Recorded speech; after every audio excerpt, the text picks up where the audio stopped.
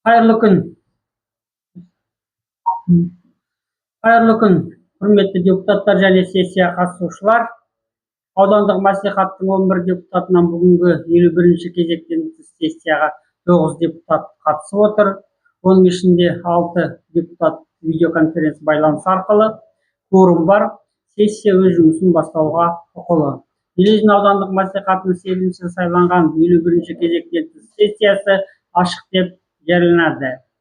Сессия жұмысына аудан әкімі Айтуған Абылай Шайхимов, аудан әкімінің орынбасары, мемлекеттік бөлім басшылары мен бұқаралық ақпарат құралдарының өкілдері қатысады. Құрметті әріптестер, бүгінгі сессияның күн тәртібін бекітуіміз керек. Күн тәртібінің жобасы қолдарыңызда бар. Күн тәртібі бойынша сұрақтарыңыз бен ұсыныстарыңыз бола ма? Жақсы, онда дауысқа саламын. Кім қолдайды? Қарсы, қалыс қалғандар бар ма? Қабылданды. Сондай-ақ сессия жұмысының регламентін бекітуіміз қажет. Регламент қолдарыңызда бар. Регламент бойынша сұрақтарыңыз бола ма? Жақсы, онда дауысқа саламын. Кім қолдайды? Кім қарсы? Қалыс қалғандар бар ма? Қабылданды. Ұсыныстар мен ескертулерді есепке алып жинақтауды ұйымдастыру үшін бізге сессия хатшылығын сайлау қажет. Хатшылыққа 2 кісі сайлансын деген ұсыныс бар. Басқа ұсыныстар бола ма? Жақсы, онда дауысқа саламын. Кешіріңіздер. Дербес нөмір 11-ші Железин сайлау округінің аудандық мәслихат депутаты Төлеген Сәрсенов, мәслихат аппаратының ұйымдастыру бөлімінің басшысы Марина Зиновна Садықова. Хатшылықтың құрамы бойынша басқа ұсыныстар бола ма? Жақсы, онда дауысқа саламын. Кім қолдайды? Кім қарсы? Қалыс қалғандар бар ма? Қабылданды. Күн тәртібін қарауға көшеміз. Бірінші мәселе бойынша сөз Руслан Қалауиденұлы Арғазиновқа беріледі.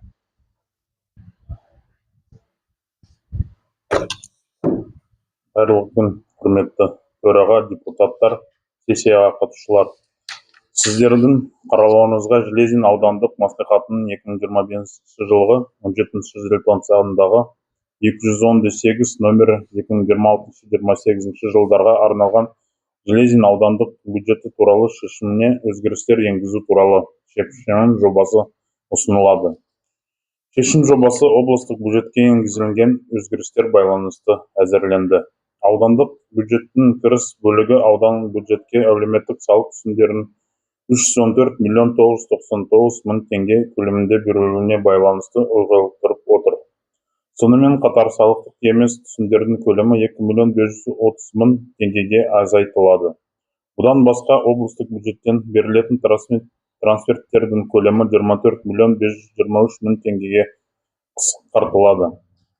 Қосымша қаражатты Железин ауданының нақты сектор экономикасы бөлімі мемлекеттік мекемесінің аудандардың коммуналдық меншігін жылу жерлерін пайдалануға ұйымдастыру бюджеттік бағдарламасы бойынша шығыстарын 312 миллион 469 мың теңге ұлғайтуға бағыттау ұсынылады. Сондай-ақ аудандық ауылдық округтердің елді мекендердің ішкі жолдарын орташа жөндеудің арналған ауылдық округтердің бюджеттеріне берілген нысаналы ағымдағы трансферттер көлемі нақтыланады. Ұсынылған шешім жобасын қолдауыңызға сұраймын. Назарларыңызға рахмет. Баяндама аяқталды. Сұрақтарыңыз? Жоқ болса, сонда бүгінгі осы сессия жұмысының осы мәселе бойынша шешімін қабылдауымыз керек. Шешімнің жобасы қолдарыңызда бар. Шешім жобасы бойынша ұсыныстарыңыз, сұрақтарыңыз бола ма? Жақсы, болмаса дауысқа саламын. Кім қолдайды? Кім қарсы? Қалыс қалғандар бар ма? Қабылданды. Жақсы, рахмет, отыруыңызды сұраймын. Екінші, үшінші мәселелер бойынша сөз Динара Нұрлановна Қайниденоваға беріледі. Сөз несі сұрағы талқыланды, бірақ комиссияда қажет емес деймін. Жақсы, онда екінші мәселеге қарадық қой. Осы екінші мәселе бойынша біз шешім қабылдауымыз керек. Шешім жобасы қолдарыңызда бар. Шешім жобасы бойынша сұрақтарыңыз бола ма? Жақсы, онда дауысқа саламын. Кім қолдайды? Кім қарсы? Қалыс қалғандар бар ма? Қабылданды. Үшінші мәселе бойынша. Уважаемые депутаты, в связи с принятием нового решения Маслихата 10 апреля текущего года за номером 238 об утверждении правил оказания социальной помощи, установления ее размеров и определения перечня отдельных категорий нуждающихся граждан Железинского района. На ваше рассмотрение выносится проект решения Железинского районного маслихата о признании утратившими силу ранее принятых решений, регулирующих вопросы оказания социальной помощи.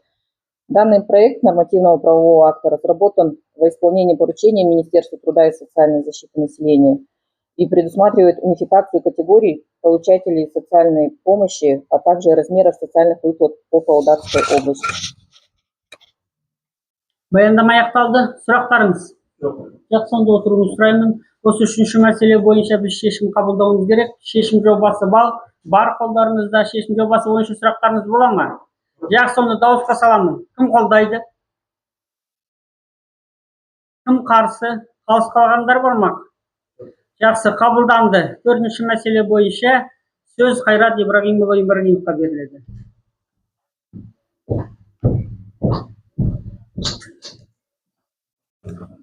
Қайырлы күн, құрметті Айтолған Абайұлы, құрметті депутаттар. Прошу рассмотреть решение Маслихата, проект решения Маслихата.